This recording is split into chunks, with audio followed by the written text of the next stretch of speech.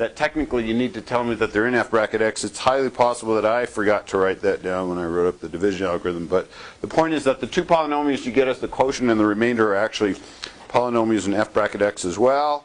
The uniqueness of those two polynomials, meaning if you and your friend each start with the same f and g, and you're put in separate rooms and asked to divide g into f, then you'll both come up with the same polynomials q of x and r of x. There's only one way to solve the given equation with the stipulations on the degrees. And the last comment is, some of you missed the subtlety here. You can do it in such a way that either the degree of r of x is less than the degree of g of x, that's one possibility, or r of x is 0. What a couple of you did was you put or the degree of r of x is 0.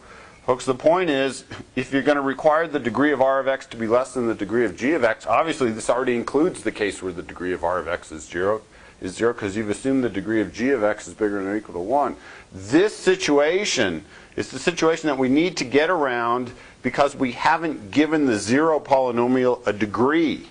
We don't define the degree of it because we want our other formulas to work out. So we simply have to separate out as a special case the polynomial 0, not the degree 0 polynomials. Those are perfectly fine, and all of the non-zero ones are taken up with the requirement that the degree of r of x is less than the degree of g of x. Okay. All right. Let's see, I have a couple of administrative announcements. What are they? Yeah, 2 administrative announcements. The first is, so next week there's no class on Wednesday because school is closed for Thanksgiving holiday, Wednesday, Thursday, Friday.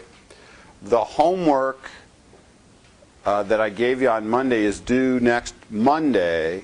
2 comments about that. One is, there won't be an SI, no, 3 comments. One is there won't be an SI session on Tuesday, so no SI Tuesday, what's that, the 20th? There's obviously no SI on Wednesday the 21st because school is closed, but there will be an SI Monday, November 19th, instead of the Wednesday one. That's 9 to 10:30. So if you need some extra advice on how to get the homework done that's due Monday, do that Monday morning with Jen.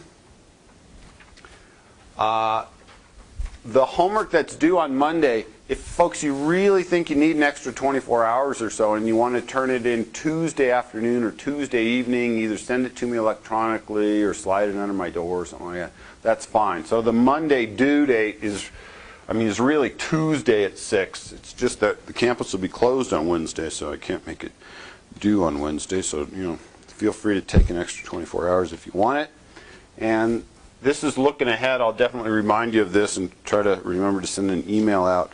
2 weeks from tonight, no, 2 weeks from Monday, November 26th, we'll meet in Dwyer Hall 121. I don't know if you'll be on that night, but okay, I'll have to remind myself to send an email to the appropriate video people. There's there's something going on that is a little bit unclear to me, but they've asked whether we could meet in there that night, so keep that in mind. I'll try to remind you of that a few more times before the night. Just for that night. Just for that one night. It's the new old building. It's the one that they just gutted, and it's actually really nice in there. I've been in there twice, and whew, I like it. Okay. At some point, I'm going to tip my hand as to why we're doing all this stuff. There's sort of a natural place to do that. We may get there tonight, but more likely we'll get there next Monday. There's sort of this overarching theme that the author calls the basic goal.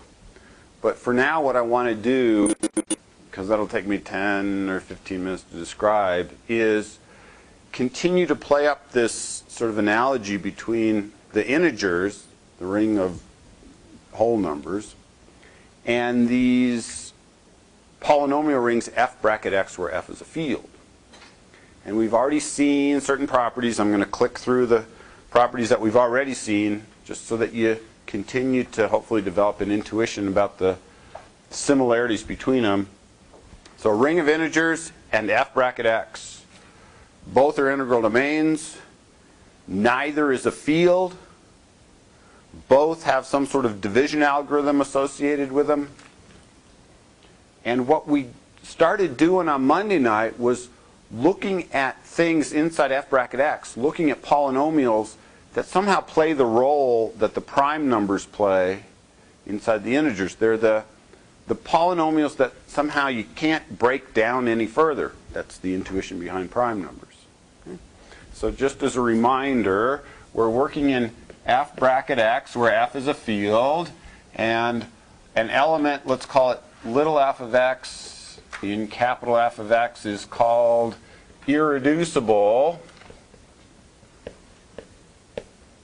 in case, let's see, the degree of f of x is at least 1. What this means, folks, is in particular the zero polynomial, f of x equals 0, is not viewed as an irreducible polynomial. Irreducible because its degree isn't bigger than or equal to 1 because it doesn't have a degree assigned to it. So obviously, if it doesn't have a degree assigned to it, then its degree certainly isn't bigger than or equal to 1.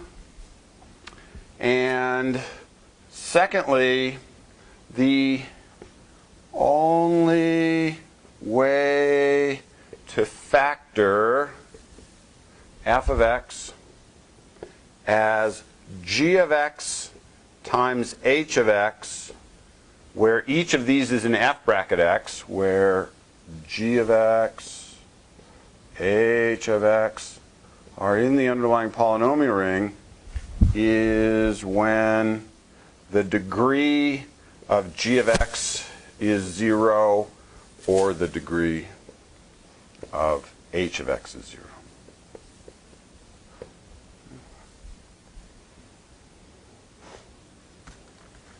And I'm going to add, because I didn't make a strong enough issue of this on Monday, I'll add it in again here, is irreducible in f bracket x. Let me go ahead and underline those three phrases. Irreducible intuitively means it's prime. It doesn't break down anymore. And a way to describe what not breaking down anymore is look, it's not that prime numbers don't break down. It's not that you can't factor prime numbers. It's just the only way to factor prime numbers are trivial ways. If I hand you the number 7, I'm about to factor it. It's 1 times 7. So I've technically factored it. It's just one of the things that I've used as a factor is the number 1. I can also factor the number 7 as negative 1 times negative 7. It's just I've used the number negative 1, and inside the integers, the numbers 1 and negative 1 play a special role. They are the units. And what we saw inside f bracket x is that the units in f bracket x are the things of degree 0. 2, 6, I mean the constants are the things that have degree 0 other than the 0 polynomial itself. And so the irreducibility idea is, all right, if you hand me the polynomial, maybe it factors.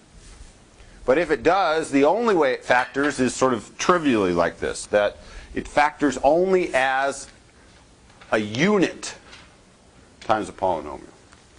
Now another way to phrase it is, a number's prime if you can't factor it as the product of two things, each of which is less in absolute value than the thing itself. I mean, every time you factor 7, one of the factors has absolute value 7. It's 1 times 7 or negative 1 times negative 7.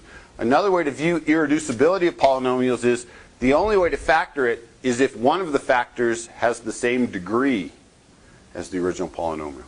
So to say, for instance, a polynomial of degree 3 is irreducible means the only way you can factor it is as a degree 3 times a degree 0 polynomial. And degree 0 polynomials are nothing more than the constant. So what this says is an irreducible polynomial can only be factored in sort of the silly way, like I can factor x plus 1, watch. It's 1/2 times quantity 2x plus 2. But it didn't do anything for you. All right, that's what irreducibility in f bracket x means. And the example that I left you with on Monday is that it turns out the notion of irreducibility, and this is where things don't really have counterparts in the integers. They have counterparts in extensions of the integers, and we're not going to talk about those in here. There's sort of no counterpart to the following idea. If I hand you a polynomial, like x squared minus 2, and the question is it irreducible? The answer always depends on, tell me what f is. Tell me what the field is that you're using as the coefficients. Because what we showed last time is, if you start with something like x squared minus 2, then it turns out, and we'll show this, we'll actually prove it in detail tonight, turns out that, so I give you this, or did I give you x squared? I'll give you x squared plus 1, huh? X squared plus 1, we'll do x squared minus 2 tonight. Turns out that f is irreducible if you view it in q bracket x, but it's not irreducible in c bracket x, because x squared plus 1 can be written as x minus I times x plus I. And I'm going to throw a third example on here. I hand you the polynomial x squared plus 1. Turns out it's also not irreducible inside z2x. Turns out not irreducible in z2x. Watch, I'm about to factor it. X squared plus 1 is x plus 1 times x plus 1. Because remember, in ZPX you proved that a plus b squared is a squared plus b squared. So a plus b squared is... Or if you want, you just multiply it out. And say, well, what happened? Oh, well, you got a middle term of 2x, but remember the coefficients are...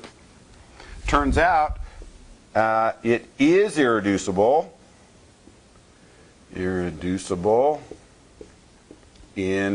z3x. In other words, it's impossible to factor x squared plus 1 as the product of two polynomials, each of which has some guts. In other words, not just by pulling out a constant here inside z3x. So here's the big question for the night tonight. What we're going to ask is the question we ask, and sometimes are actually able to answer. Not always, though, because it's a really hard question. Given a polynomial little f of x in capital F of x, when is f of x irreducible in f bracket x? Or I guess we can, in some situations, ask the opposite question: when is little f of x not irreducible? I mean, not irreducible sounds like double negatives, and it is. I mean, you can say that the polynomial is reducible, but just because I speak quickly often, it starts sounding like reducible or irreducible starts sounding the same. So I prefer to use the phrase not irreducible rather than the phrase reducible when the thing is, well, intuitively not prime when you can actually break the thing down. Okay? All right. Well, what we showed on Monday, this thing we called the factor theorem, is if you hand me a polynomial in f bracket x, and there's some element in f with the property that when you plug it in for x, that 0 comes out. In other words, if you have a 0 of the polynomial, then you always have a factor that looks like x minus alpha. And if you have a factor that looks like x minus alpha, well, there's a factor of degree 1. If you've started with some polynomial that has degree at least 1, polynomial that's not just a linear term, then that will necessarily give a non-trivial factorization, and that'll imply that the corresponding polynomial is not irreducible. So we've already seen a situation where, depending on what the degree of the original polynomial is, where there's a relationship between whether or not the polynomial has a zero and whether or not the polynomial has a factor of a certain type. Okay. So we already know, we have seen, this is the factor theorem. I'll remind you of it. I won't write it out in all its detail. It says this, little f of x and capital F of x. So take a polynomial. If alpha is some element in the same field, has phi sub alpha of f of x equal to 0, then f of x is x minus alpha times g of x for some g of x in f bracket x. So the point is, if you happen to start with a polynomial with coefficients in f, and if you can find some element in that field, notice this thing matches this thing here, with the property that, well, that this expression equals 0, intuitively all that means, folks, with the property that when you plug alpha in everywhere you see an x, that 0 comes out, then necessarily f factors this way. So you're thinking, all right, then it's the situation that f is not irreducible because you've just factored it. Well, there is one somewhat silly possibility, which is if the original polynomial happened to have degree 1, then what this is going to amount to is nothing more than saying that x minus alpha is a factor, and what you might have factored out is a 2 or a 6 or something like that, which really doesn't give a factorization. So the point is, so if the degree of f of x is bigger than or equal to 2, and if there is some element alpha in f for which when you plug alpha into f, 0 comes out, phi alpha of f of x equals 0, then little f of x is not irreducible.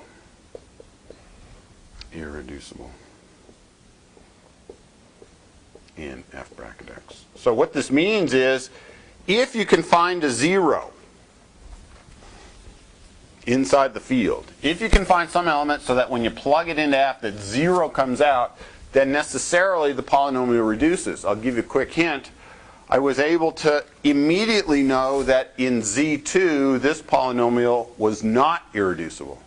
Why? Because I had in the back of my head, all I need to do is make sure that I've found a situation where if I plug something in from the field that 0 comes out, if you plug 1 in for x, you get 1 plus 1, but you're working inside Z2 and that's 0.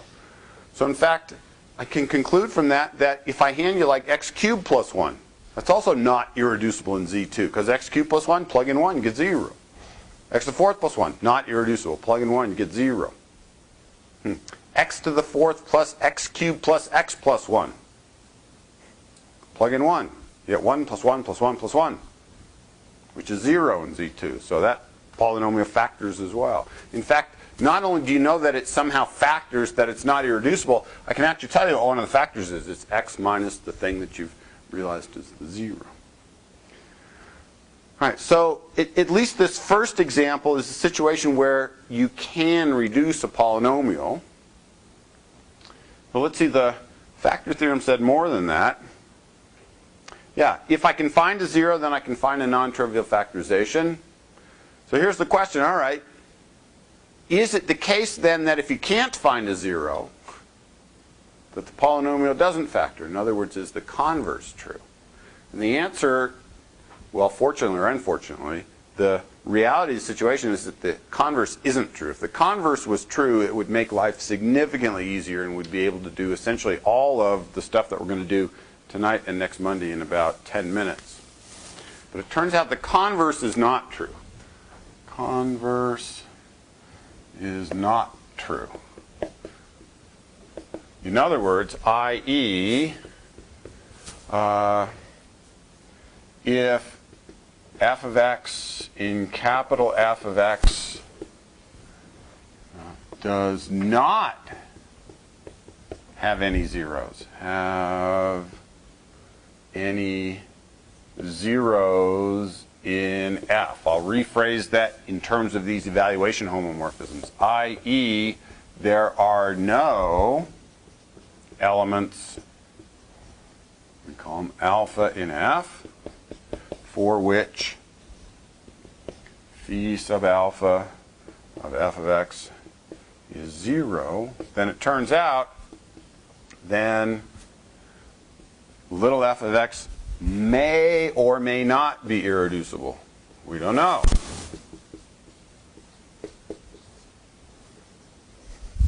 Irreducible.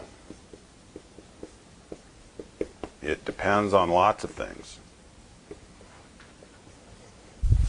On lots of things. So, folks, I don't want to discount or play down the connection between whether or not a polynomial has a 0 inside f. In other words, whether or not there's something that you can plug into the polynomial and have 0 come out, and whether or not the polynomial is irreducible. There's obviously an important relationship, but the relationship only goes one way, and the relationship is only as good as your ability to say more about the given polynomial. Let me give you an example. Here's a polynomial, excuse me, f of x is, let me give you this one, x to the 4th plus 3x squared plus 2. In, let's see, where will we view this thing? How about r bracket x. R bracket x, so the reals here. Question, are there any elements inside the reals with the property that when you plug them in for x, that 0 comes out? Not a chance. Whatever you plug in for x, here I'm asking you to raise it to the 4th power. Here I'm asking you to square it. So the expressions that are going to get kicked out regardless of what real number you plug in here are always going to be positive. I'm multiplying this one by 1, that one by 3. So these things are always bigger than or equal to 0. If I add 2, I always get an expression bigger than or equal to 2. So there's no way that I can find a real number so that when I plug it in, I get 0. So the punchline is there are no zeros for f of x in the reals. I'm not suggesting there aren't zeros for this thing somewhere else. Maybe there's some zeros for it in the complex numbers or something like that. But at least in this particular field, there are no zeros. But you're thinking, oh, no zeros? Maybe the thing doesn't factor. I'm about to factor it for you. It's easy. F of x is x squared plus 1 times x squared plus 2 in r bracket x. If I have a 0, I can factor it. If I have no zeros, maybe I can factor it, maybe I can't.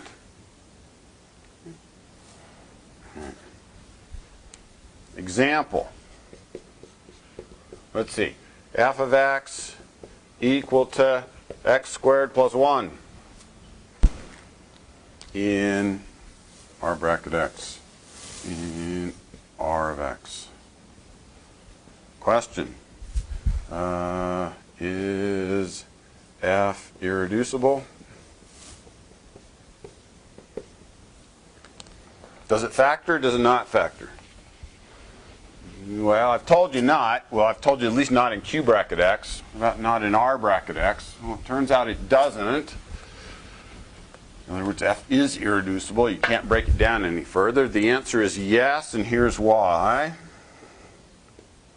Here's why.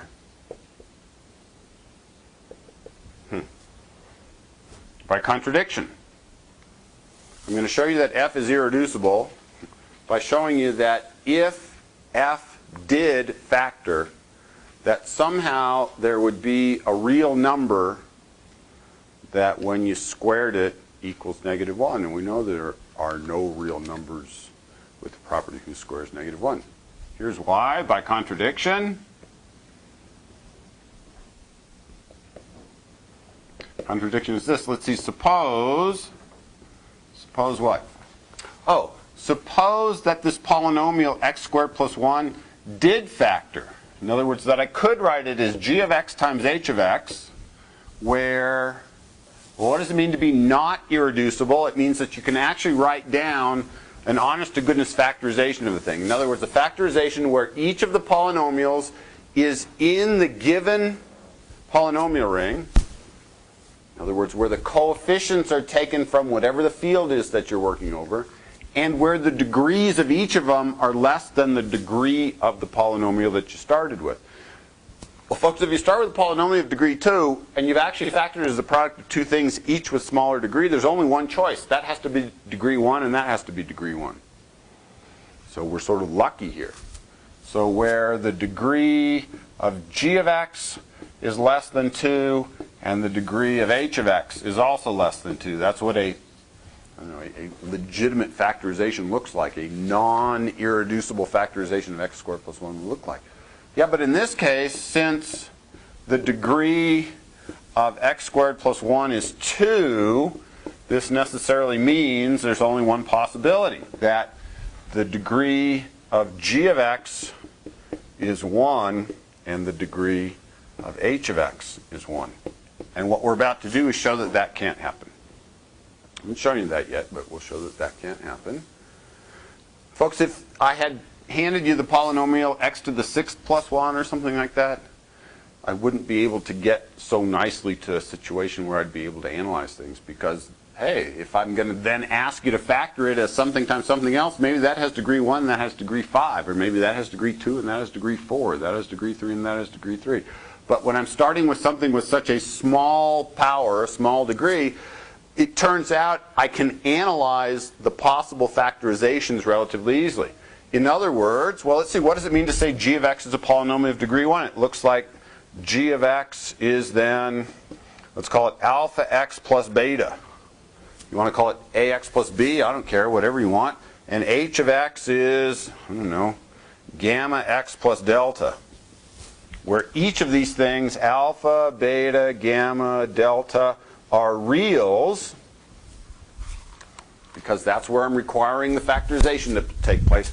And, folks, to say that the degrees of g and h are each 1 means that the coefficients on the x term have to be non-zero. Because if alpha was 0, then it wouldn't be a polynomial of degree 1, it would be a polynomial of degree 0. Okay? And alpha not 0, and gamma not 0. Okay, and I'm still about to show that this can't happen. In other words, I've got, let's see, x squared plus 1 is alpha x plus beta times gamma x plus delta. But alpha isn't 0, but let's see. Alpha is not 0, so what I'm about to do is I'm going to multiply everything through by 1 over alpha, and that makes perfect sense inside the reals. If you want to call it alpha inverse, that's not a bad idea either. So I'm going to write this as x squared plus 1 equals, oh yeah, so alpha inverse exists, in other words, is in the reals, and I can write this as follows. I'm going to write it as x plus beta over alpha times, well, I'm just factoring an alpha out, but I'm going to absorb it into here, alpha gamma x plus alpha delta.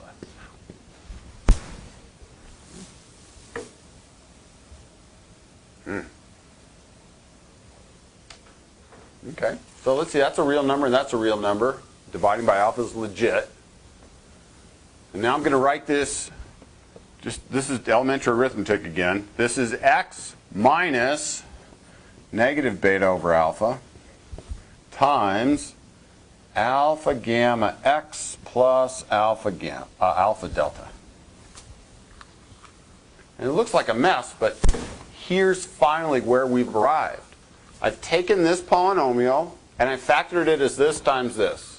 And all of the expressions that you're looking at here, alpha, 1 over alpha, beta, gamma, delta, etc., are real numbers. So what I've just done is I've taken f of x and I've written it as x minus something times g of x, where this thing and this thing are both polynomials in R bracket x. But what does the factor theorem say? The factor theorem says if you've got x minus something as a factor, then this thing is a 0 of that polynomial.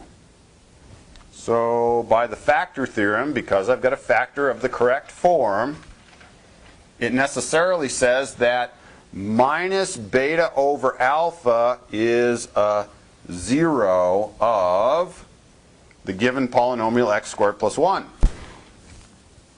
In other words, this thing has the property that when you plug it in everywhere you see an x, that you get 0. Folks, beta divided by alpha is a real number. So what I've just presumably come up with is a real number with the property that when you plug it into x squared plus 1, that you get 0. And you can't have that. You can't have a real number whose squared added to 1 is 0, because that would give you a real number whose square is negative 1, and there is no such thing. So that implies that minus beta over alpha squared equals minus 1, and that is a contradiction in the reals. Contradiction to the fact that there are no squares, there are no square roots of negative 1 in the real numbers. And now that was sort of long and painful, but at least it shows you one possible way of proving that this particular polynomial, x squared plus 1, is irreducible in R bracket x. Questions there? Comments? Now, it seemed totally painful and long-winded, and it was, but I wanted to show you what the details were so that when I write down the more general result, at least you'll have an idea of how things play out. So it turns out this sort of argument leads to the following. Leads to the following. Now remember, I mentioned that the converse to this factor theorem, the converse to the statement, if there are no zeros, does the thing factor, isn't true in general, because I gave you a situation of a polynomial that has no zeros inside this field, but certainly factors trivially. The example I gave you, though, was a polynomial of degree 4. And what we're about to write down is all of the counterexamples to the converse of that previous statement have to be with polynomials of degree 4 or more. In other words, if you hand me a polynomial of degree 2, and you want to know whether or not it's irreducible in f bracket x, just tell me whether or not you can find a 0 for it in f. If you can't find zeros, it's irreducible. That's what we just did here. We couldn't find a 0 for x squared plus 1, and the punchline is it's irreducible. Why? Because if the degree was 2, it had to factor into a degree 1 times a degree 1, and we showed that if we had a degree 1 factor, that led to a 0, and there are no zeros. Similarly, folks, if I had handed you something like, if I had, let me not do it in the reals. If I had started with a polynomial of degree 3, don't think of x cubed plus 1 because that's not a good example in this particular context, but if I had handed you a polynomial of degree 3 and I was trying to convince you that that polynomial was irreducible, I could run through the same sort of proof by contradiction. Proof by contradiction would look like, well, suppose it's not irreducible. In other words, suppose the thing actually factored. Well, let's see. When I had a degree 2 polynomial, an honest-to-goodness factorization meant I could write it as degree 1 times degree 1. If I have a degree 3 polynomial, an honest-to-goodness factorization would mean that I have either, well, there's only one possibility. I'd have to have degree 1 times degree 2. But the point is, in that case, I'd still have to have a degree 1 factor. In other words, I'd have to have a factor that looks something like this. And whether or not the other factor was also degree 1 turns out to be irrelevant. As soon as I have a degree 1 factor, I can play exactly this game, where instead of calling it divided by alpha, I just call it alpha inverse in general. That's fine. And then I can play exactly this game, which then leads me to a 0 for the polynomial in the field. So if the thing factors and the thing had degree 2, I could get a 0. If the thing factors and has degree 3, I could get a 0. If the thing factors and has degree 4, there's no guarantees that there's a 0, because it might factor down into a product of two quadratic terms, and neither one of these necessarily gives a 0 as a factor. So this argument leads to the following theorem.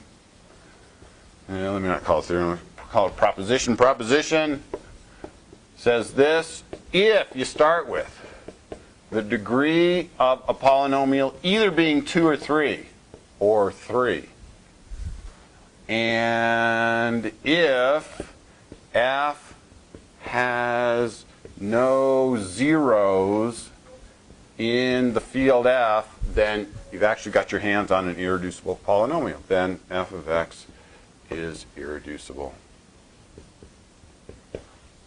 in f bracket x. What historically happens to students is they look at this result and say, cool, you mean I can figure out whether or not a polynomial is irreducible just by deciding whether or not it has zeros in the field?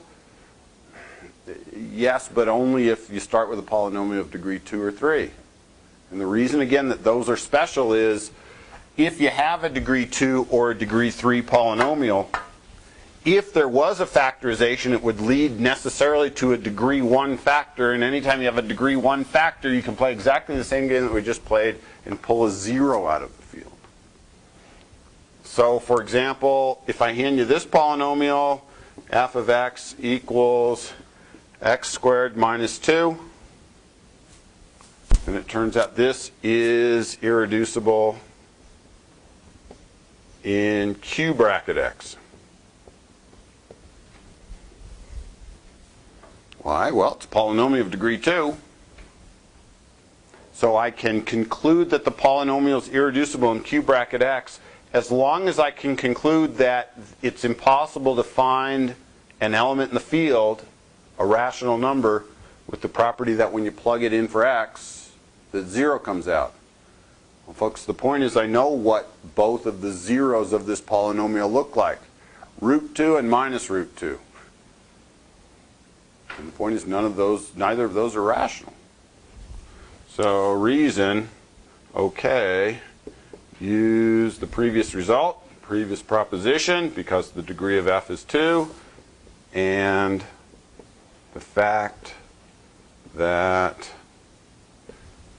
f of x has no zeros in the rationals. And I'll put parenthetically, i.e., the zeros of this thing, square root of 2 and minus square root of 2, are not in Q.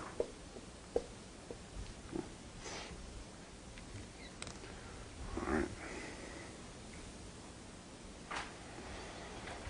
So this thing is, oh, but wait a minute, let's see. If I ask you a different question like, is this thing irreducible in R bracket x?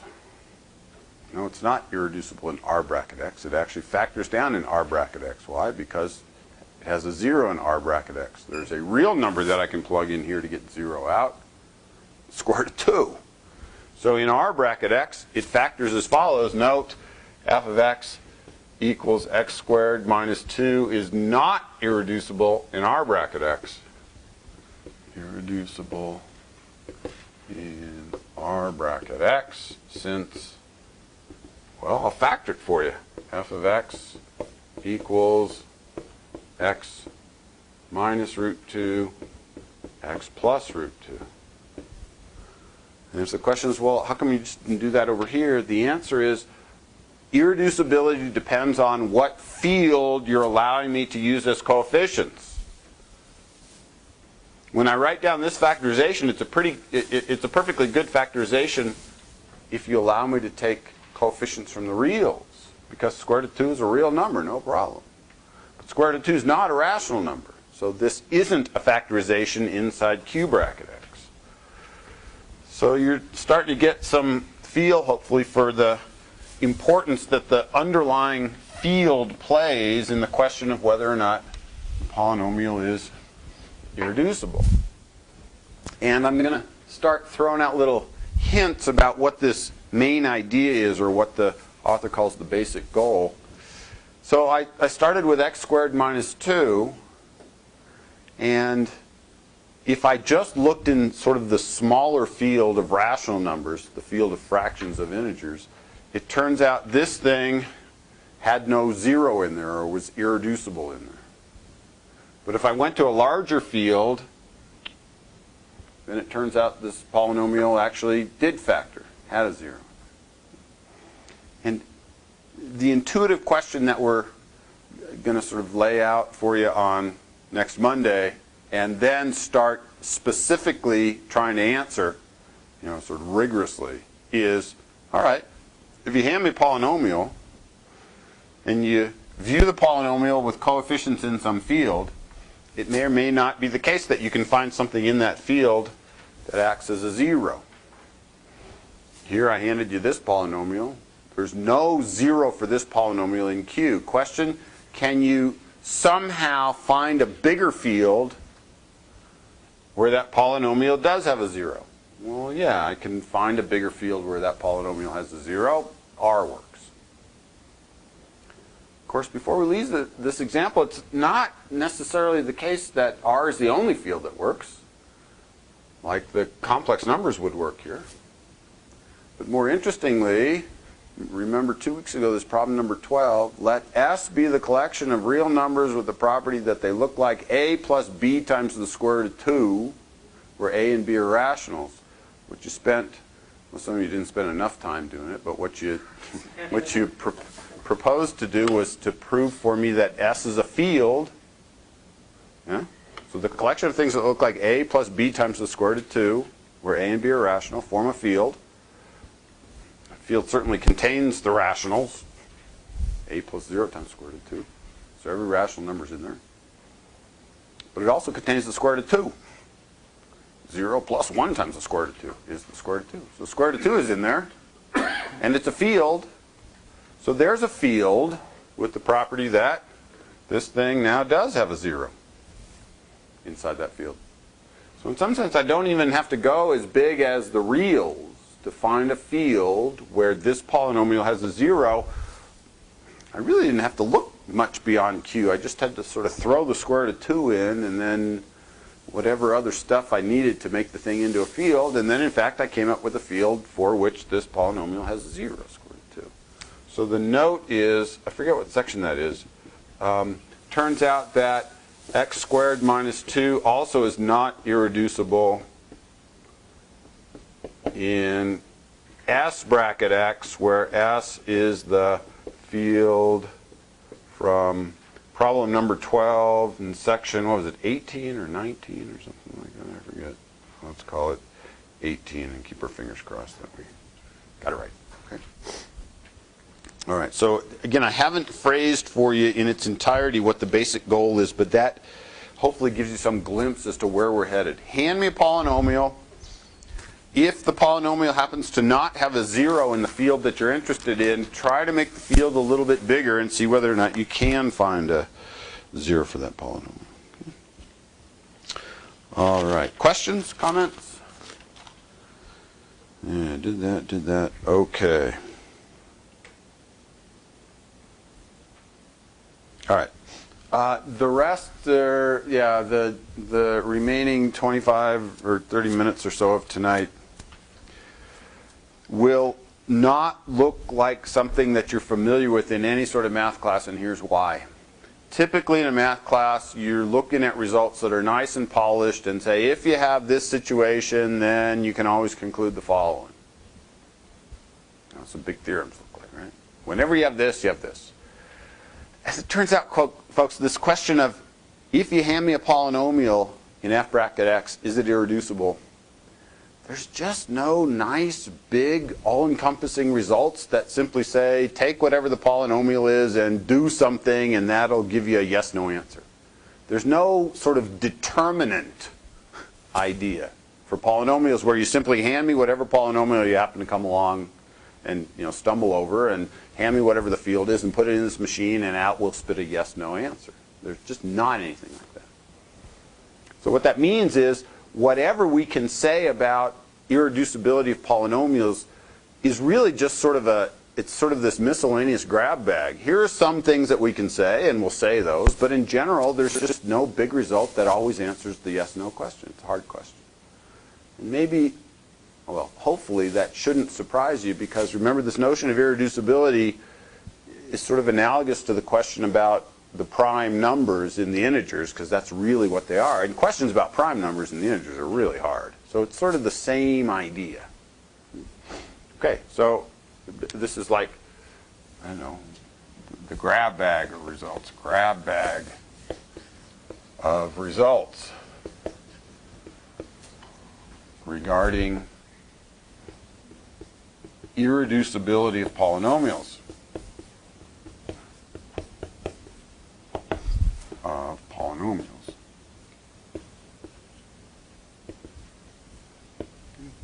here's sort of the first flavor, the first type of result.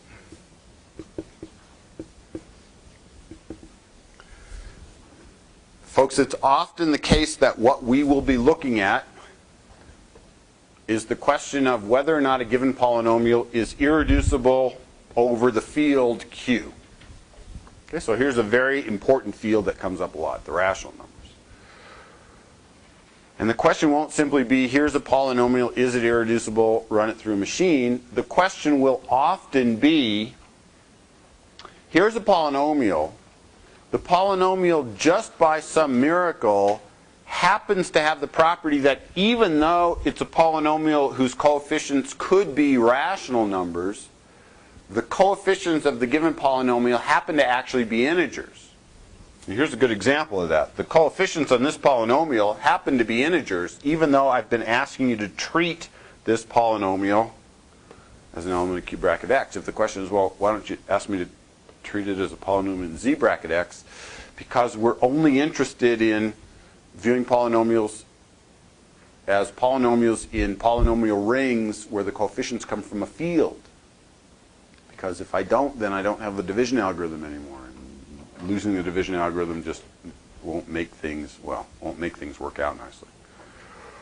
But it turns out there are some irreducibility results in those situations, and here they are. Sometimes we have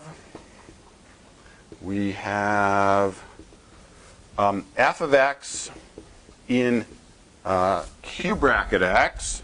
So focus on the field here, folks. You can't just sort of blow off and say, oh, f of x in some field. It's that particular field where, in fact, actually, all the coefficients of f are in Z. I mean, a good example is f of x equals x cubed. Let's see, where am I lost here? Yeah, I'm lost. Thank you. For example, x cubed minus 3x squared plus 8. And folks, here's a perfectly good polynomial in Q bracket x. But it happens to be the case that each of its coefficients are whole numbers. It turns out that the following is true. Proposition: if you can factor such an f,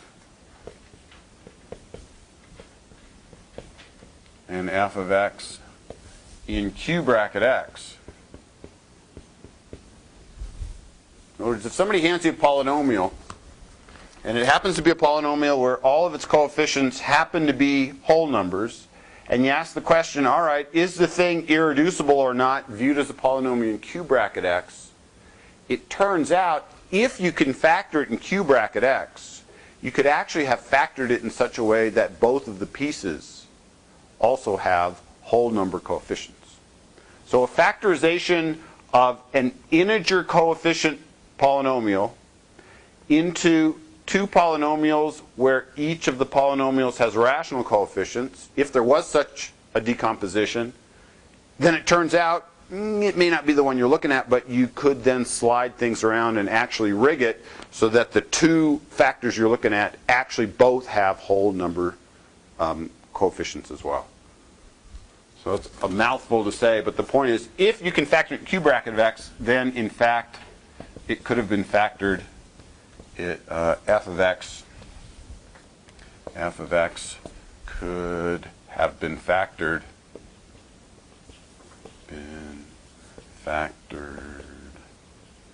in Z bracket x. You think, well, so what?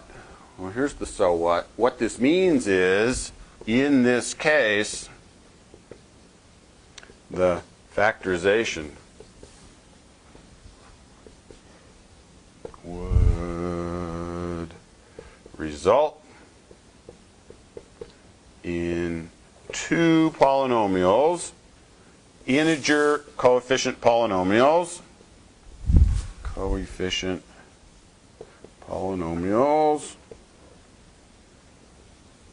whose constant terms divide the constant term of f. Divide the constant term of f. Term of f. And you're still not impressed by that, but let me show you why you should be. Okay, here's the question, folks. If I hand you this polynomial x cubed minus 3x squared plus 8, and ask the question, does it factor in q bracket x? Or is it irreducible in q bracket x? Well, one way to decide that is to try to break things down and say, well, if it factors, it looks like a degree 1 polynomial times a degree 2 polynomial in q bracket x. As soon as I have a degree 1 polynomial, well, then I know I'd have to have a 0 in q bracket x. Question, are there any rational numbers so that when you plug the rational number into here that 0 comes out? I don't know. What are you going to do? Try all the rational numbers and see if any of them work? It's a bad idea. I mean, we lucked out when we looked at x squared minus 2 because I already knew where the zeros were and I knew that both of the zeros were not rational. But if I hand you something like that and ask, are there any rational zeros? It's hard. You don't know the answer to that. So you're thinking, well, you know, how do I go about deciding whether or not this thing factors? Well, okay, I can't find zeros. Why? Because I can't simply plug in all infinitely many rational numbers and decide whether or not any of them spit out 0. But here's the point. This result, which I'm not going to prove for you, this result says if this thing actually does factor, then there would have to be a factorization into two polynomials where both of the coefficients on the polynomials were from the integers, and moreover, where the constant terms of the two polynomials that you factor it into have to divide 8. So the point is here, we can show whether x cubed minus 3x squared plus 8 is irreducible in q bracket x,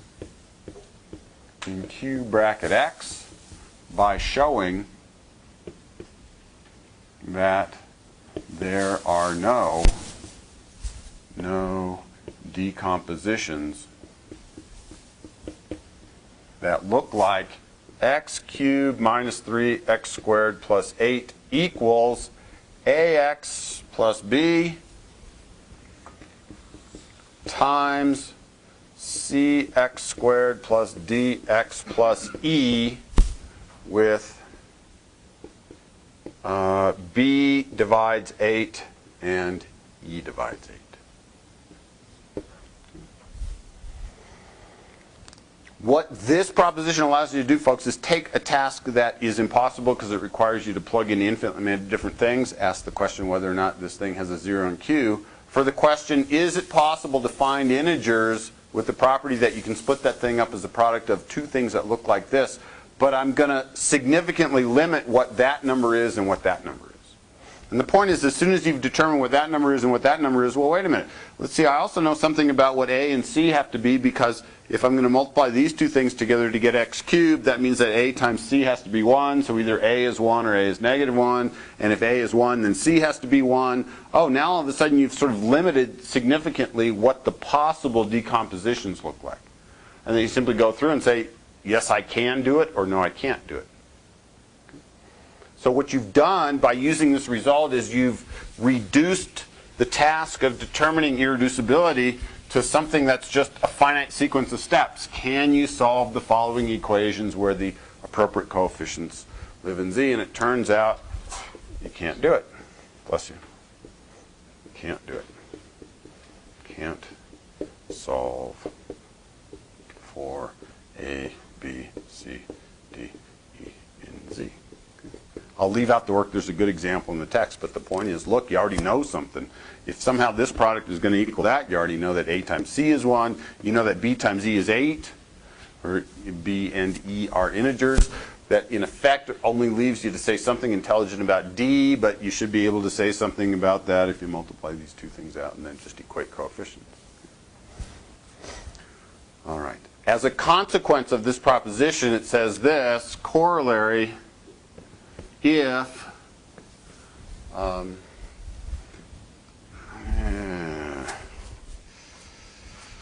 see, do I want to do this? Yeah. Yeah.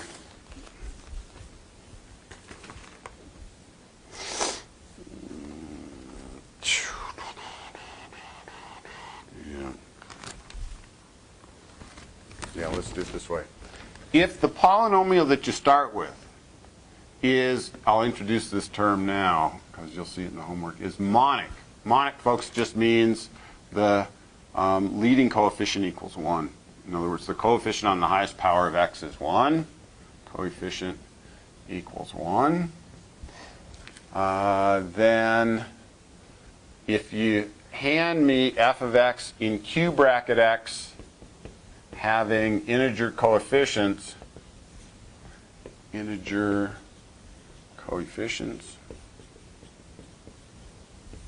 factors, or has a 0 in q if and only if it has a 0 in z. So if somebody hands you a monic polynomial like this one, x cubed minus 3x squared plus 8, monic means the leading coefficient is 1, and asks the question, are there any zeros for that polynomial in the rational numbers? A consequence of this factorization over z is if you could find a 0 in the rationals, it turns out you'd also be able to find a 0 in the integers, and the 0 necessarily divides the constant term of the polynomial. A constant term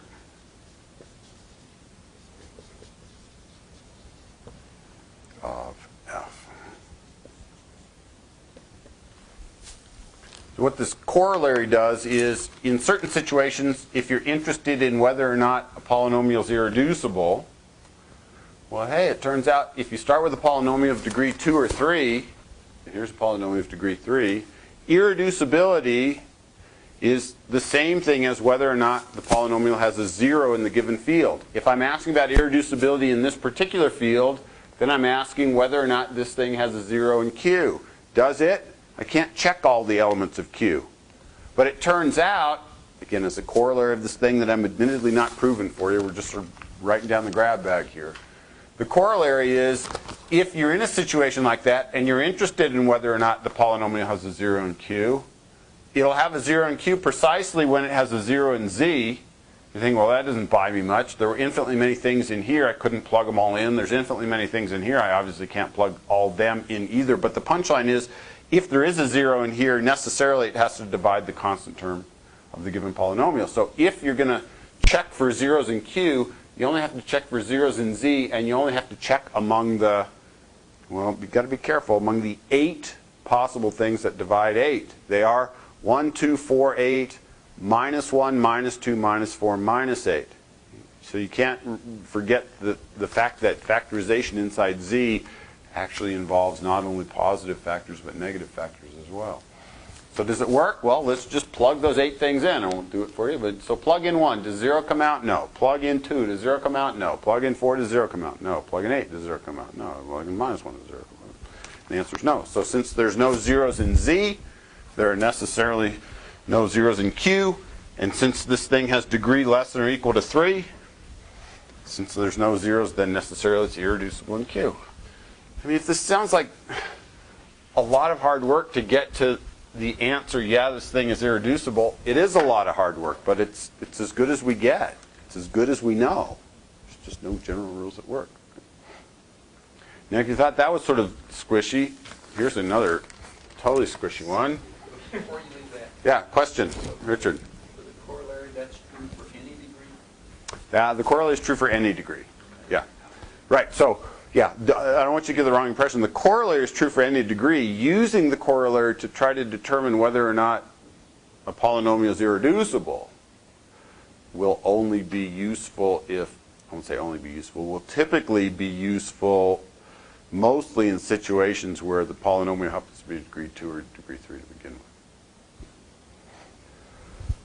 All right. Although if you find a 0, I mean, if you happen to hit on 1, then automatically the polynomial reduces, is not irreducible, because as soon as you have a 0, then you have x minus that thing as a factor.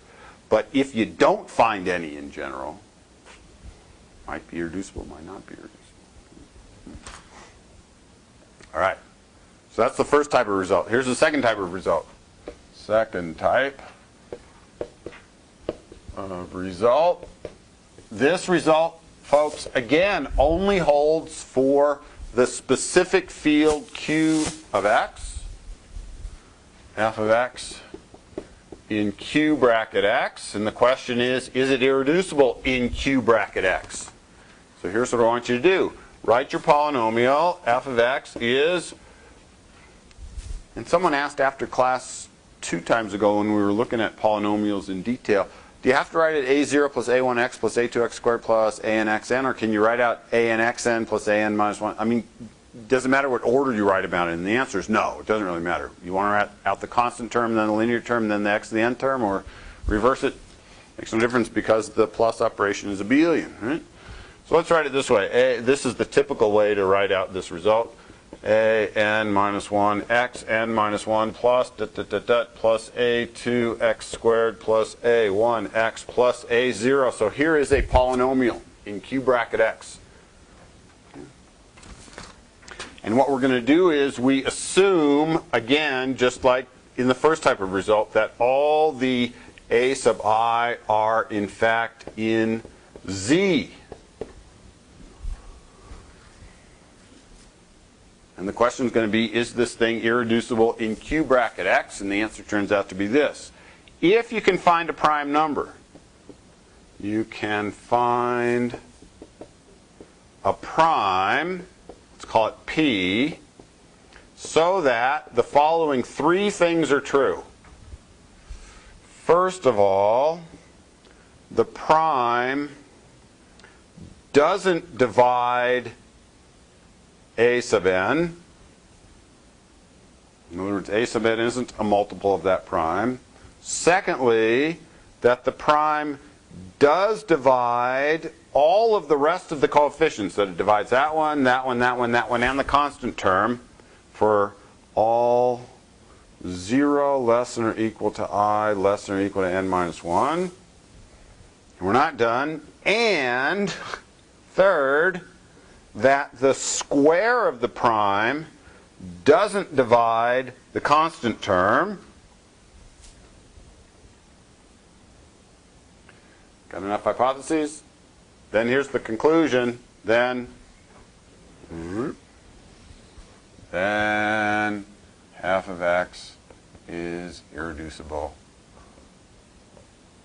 in Q bracket x.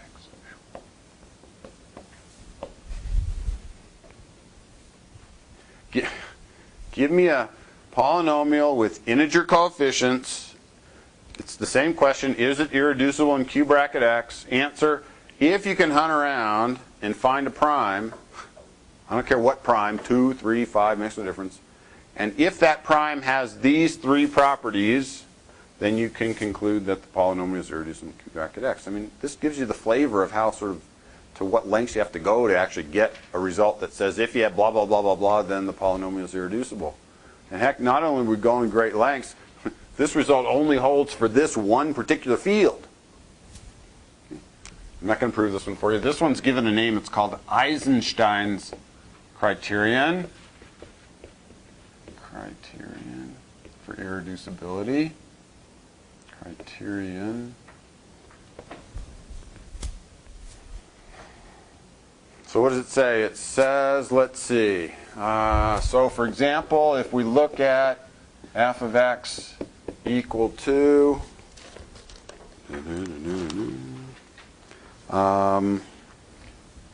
x squared minus 2 in Q bracket x. We already know this thing is irreducible. It's degree 2, and we know, because we know what the zeros of this thing look like, we know that it has no zeros in Q, so we already know it's irreducible. But it turns out Eisenstein's criterion for p equals 2 works. Let's see. It's the case that 2 doesn't divide that coefficient, It does divide all of the other coefficients. Notice even though I haven't written it in, I have a 0x term, but any integer divides 0. That's not an issue. And 2 certainly divides 2. So we get the second criterion. The third criterion is I have to make sure that the square of this thing doesn't divide the constant term, and it doesn't. So check. I mean, that's sort of a big hammer. It's too big a hammer to haul out on this one. You already know this one's irreducible. Let's try another one. How about f of x equals this thing, x to the 4th minus 9x squared plus 6x plus 15. Turns out this is also irreducible. Irreducible in Q bracket x, Eisenstein's criterion, and the prime to use is p equals 3. Let's see, does that, yeah. P doesn't divide 1. It does divide 0, 9, 6, and 15, but p squared doesn't divide 15. So this thing is irreducible in Q bracket x. This is a nice machine here. You can't go overboard. If I hand you a polynomial in Zx, it might be irreducible in Q bracket x, even though there's no prime that works for Eisenstein's criterion. So it's another sort of ad hoc thing. If you luck out and you happen to be able to find a prime that works, good for you. But just because you can't find a prime that works doesn't tell you squat about whether or not the polynomial is irreducible or not. This thing is irreducible in Q bracket x, but there's no prime that can be used in the context of Eisenstein's criterion to get you to that conclusion. Yeah, p equals 3 doesn't divide that, does divide that, does divide, oh, p equals 3 doesn't divide the last term, so p equals 3 is a non-player. P equals 2 is also a non-player because it doesn't, and p equals any other prime is clearly a non-player because it's not going to divide 3 or 8. So, you know, here's another deal where if it works, you know, you're happy, but if it doesn't work, typically you can't say, therefore it's not. Typically all you can do is walk away and say, well, I need to haul out another tool and see if I can use it. Okay. Questions, comments? I mean, if it seems messy, it is messy. But, you know, at least we know a few things. It's not like all hope is lost. Third type of result. How we're doing here? Yeah, perfect. Third type of result. The field is finite. Like, you know, Z2 or Z3 or something like that. There's other finite fields, folks, other than just the Z sub p's, but we'll get to those a little bit later on. If the question is, does this polynomial factor, is it irreducible or not in Z2x, the advantage you have in those situations is it makes sense to actually just list out what all the possible factors are and see if any of them work. I mean, for example, then use, let's say you can use brute force. And quite honestly, this is, I mean, this phrase often appears even in the mathematical literature. Here's the proof. Brute force. Just do it and see if anything works. For example, here's a polynomial in f of x equals x cubed plus x squared plus 1 in Z2 bracket x. Is it irreducible or not irreducible in Z2 bracket x? Oh, well, let's see. Because it's a polynomial of degree less than or equal to 3, I can test irreducibility by asking whether or not there's a 0. Okay, so I'm lucky here because I happen to be looking at a polynomial of degree less than or equal to 3. I can test irreducibility by testing for zeros. And testing for zeros, folks, is like way easy because you only have two things to check. And I'm guaranteed 0 doesn't work because I know what I'm going to get when I plug in 0. I get 1. That was easy. Does 1 work? Well, that's 1 plus 1 plus 1 is 1. It's not 0, so irreducible. Irreducible, check all possible elements of Z2. That doesn't scare you. There's only two of them. 0, 1. Neither is a 0. None is a 0. So since the polynomial degree of f of x is less than or equal to 3, conclude that it's irreducible. Irreducible. All right, so that was easy. There's an irreducible polynomial in Z3x. The question would be ridiculously hard if the field that I asked you to view this thing in was Q bracket x.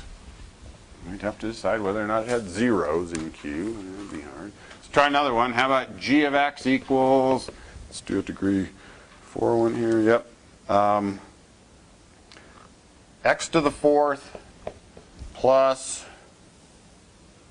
let's see, plus x plus 1 in Z2x.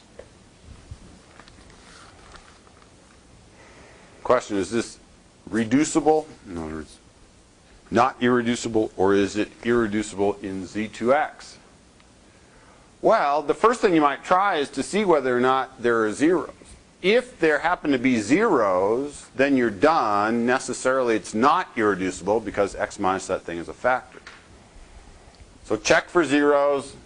0 spits out a 1. 1 spits out 1. So there's no zeros. Okay. So are we done? No, we're not done at all. We happen to be done over here because we lucked out because we happen to be looking at a polynomial of degree less than or equal to 3. But if we're looking at a polynomial of degree 4 or more, just because there aren't any zeros doesn't tell you whether or not the thing is irreducible. Although at least I know that there's no factor of degree 1, because if you have a factor of degree 1, then by the game we played over there, you could write down a 0. So that's helpful. Since no zeros in Z2, just check them both. So no factor of degree 1 by the argument that we gave before. So if it factors, x to the 4th plus x plus 1 is not irreducible, then it would have to look like this. It would factor as some degree 2 polynomial times some other degree 2 polynomial.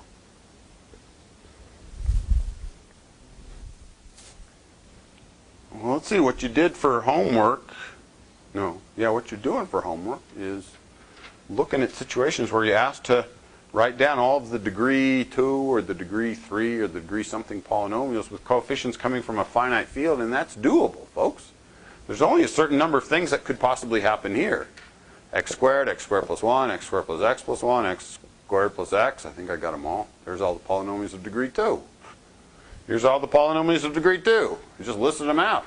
X squared plus 1, x squared plus x squared plus x plus 1. So presumably what you got to do is just decide whether or not, if you take those 4 choices and those same 4 choices, whether or not there's any possible way of multiplying 2 things that look like that together to kick out this thing. Maybe there is, maybe there isn't. But in fact, you can reduce the workload even further. I mean, you should be happy if you get to the situation where all you got to do is multiply 16 things together. That's not too bad. But look, I can guarantee that x squared can't be a factor, because if you multiply x squared times anything, you're going to get an x squared. You're certainly not going to get a 1 out in the end. So it can't be x squared. Can't be x squared plus x either, because that's got a factor of x on it, and this thing doesn't have a factor of x on it. So in fact, you can significantly limit the possible factors that this thing looks like. And so it turns out the only possible factor this could be is x squared plus 1 or x squared plus x plus 1. Because whatever polynomial of degree 2 you write down, you can't be able to factor an x out. Folks, if you could factor an x out to one of the factors, you could factor an x out of this thing. You can't factor an x out of that thing. So there you go. Now multiply those 4 possible products and see whether or not this thing gets kicked out. If it does, then you've factored it. If it doesn't, then the point is you've eliminated all the possible factors and you can conclude that it's irreducible. Seem like a mess? Somewhat of a mess. But it turns out at least when the field is finite, when you're starting with coefficients coming from Z2 or Z3 or Z sub p or other possible finite fields that we'll look at before the end of the semester, you can often reduce the question of irreducibility to, hey, if there is a factorization, it would have to look like this. I can actually list out all the possible things that look like that. In fact, I can limit the search significantly more because I don't have to worry about things like x squared or x squared plus x, because the corresponding polynomial that I'm trying to look for can't have either of those as a factor. And then just say, all right, here's what's left. Now just hammer them out, see if it works. And I'll let you finish that one up at home. Does it work? Maybe it does, maybe it doesn't. And that doesn't work. Oh, hey, even in the end, look, folks, it's commutative. So that times that is the same as that times that. So if you check that that times that doesn't work, then that times that doesn't work either. So in the end, we've sort of reduced the workload to just multiplying 3 different things together. And I'll give you a hint. Neither of the possibilities will work. And the punchline is there's some symmetry here, you know. If you multiply that times that, it's certainly unlikely that you'll get an x term without an x cubed term. All right, sorry I ran over a little bit here. Take an extra 24 hours if you want it. And this is looking ahead. I'll definitely remind you of this and try to remember to send an email out. 2 weeks from tonight, no, 2 weeks from Monday, November 26th, we'll meet in Dwyer Hall 121. I don't know if you'll be on that night, but okay, I'll have to remind myself to send an email to the appropriate video people. There's some, I don't know, there's something going on that is a little bit unclear to me, but they've asked whether we could meet in there that night. So keep that in mind. I'll try to remind you of that a few more times before the night. Just for that night. Just for that one night. It's the new old building. It's the one that they just gutted, and it's actually really nice in there. I've been in there twice, and whew, I like it. Okay. At some point, I'm going to tip my hand as to why we're doing all this stuff. There's sort of a natural place to do that. We may get there tonight, but more likely we'll get there next Monday. There's sort of this overarching theme that the author calls the basic goal. But for now, what I want to do, because that'll take me 10 or 15 minutes to describe, is continue to play up this sort of analogy between the integers, the ring of whole numbers, and have a degree assigned to it. So obviously, if it doesn't have a degree assigned to it, then its degree certainly isn't bigger than or equal to 1. And secondly, the only way to factor f of x as g of x times h of x, where each of these is in f bracket x, where g of x, h of x are in the underlying polynomial ring, is when the degree of g of x is 0 or the degree of h of x is 0.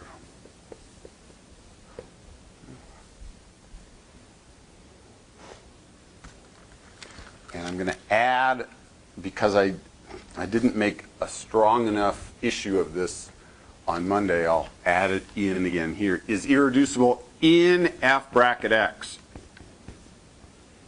Let me go ahead and underline those 3 phrases. Irreducible intuitively means it's prime. It doesn't break down anymore. And a way to describe what not breaking down anymore is look, it's not that prime numbers don't break down. It's not that you can't factor prime numbers. It's just the only way to factor prime numbers are trivial ways. If I hand you the number 7, I'm about to factor it. It's 1 times 7. So I've technically factored. And these polynomial rings f bracket x, where f is a field. And we've already seen certain properties. I'm going to click through the properties that we've already seen, just so that you continue to hopefully develop an intuition about the similarities between them. So a ring of integers and f bracket x. Both are integral domains. Neither is a field. Both have some sort of division algorithm associated with them. And what we started doing on Monday night was looking at things inside f bracket x, looking at polynomials that somehow play the role that the prime numbers play inside the integers. They're the polynomials that somehow you can't break down any further. That's the intuition behind prime numbers. Okay? So just as a reminder, we're working in f bracket x, where f is a field, and an element, let's call it little f of x in capital F of x, is called irreducible in case, let's see, the degree of f of x is at least 1. Is at least 1. What this means, folks, is in particular the 0 polynomial, f of x equals 0, is not viewed as an irreducible polynomial. Irreducible because its degree isn't bigger than or equal to 1, because it doesn't. That technically you need to tell me that they're in f bracket x. It's highly possible that I forgot to write that down when I wrote up the division algorithm. But the point is that the two polynomials you get as the quotient and the remainder are actually polynomials in f bracket x as well. The uniqueness of those two polynomials, meaning if you and your friend each start with the same f and g, and you're put in separate rooms and asked to divide g into f, then you'll both come up with the same polynomials q of x and r of x. There's only one way to solve the given equation with the stipulations on the degrees. And the last comment is, some of you missed the subtlety here. You can do it in such a way that either the degree of r of x is less than the degree of g of x, that's one possibility, or r of x is 0. What a couple of you did was you put or the degree of r of x is 0. Folks, the point is, if you're going to require the degree of r of x to be less than the degree of g of x, obviously this already includes the case where the degree of r of x is 0, because you've assumed the degree of g of x is bigger than or equal to 1. This situation is the situation that we need to get around because we haven't given the 0 polynomial a degree. We don't define the degree of it because we want our other formulas to work out. So we simply have to separate out, as a special case, the polynomial 0, not the degree 0 polynomials. Those are perfectly fine, and all of the non-zero ones are taken up with the requirement that the degree of r of x is less than the degree of g of x. Okay. All right. Let's see, I have a couple of administrative announcements. What are they? Yeah, 2 administrative announcements. The first is, so next week there's no class on Wednesday because school is closed for Thanksgiving holiday, Wednesday, Thursday, Friday. The homework that I gave you on Monday is due next Monday. 2 comments about that. One is there won't be an no, 3 comments. One is there won't be an SI session on Tuesday, so no SI Tuesday. What's that, the 20th? There's obviously no SI on Wednesday the 21st because school is closed, but there will be an SI Monday, November 19th, instead of the Wednesday one. That's 9 to 10:30. So if you need some extra advice on how to get the homework done that's due Monday, do that Monday morning with Jen. The homework that's due on Monday, if folks you really think you need an extra 24 hours or so and you want to turn it in Tuesday afternoon or Tuesday evening, either send it to me electronically or slide it under my door or something like that, that's fine. So the Monday due date is really Tuesday at 6. It's just that the campus will be closed on Wednesday, so I can't make it due on Wednesday. So, feel free to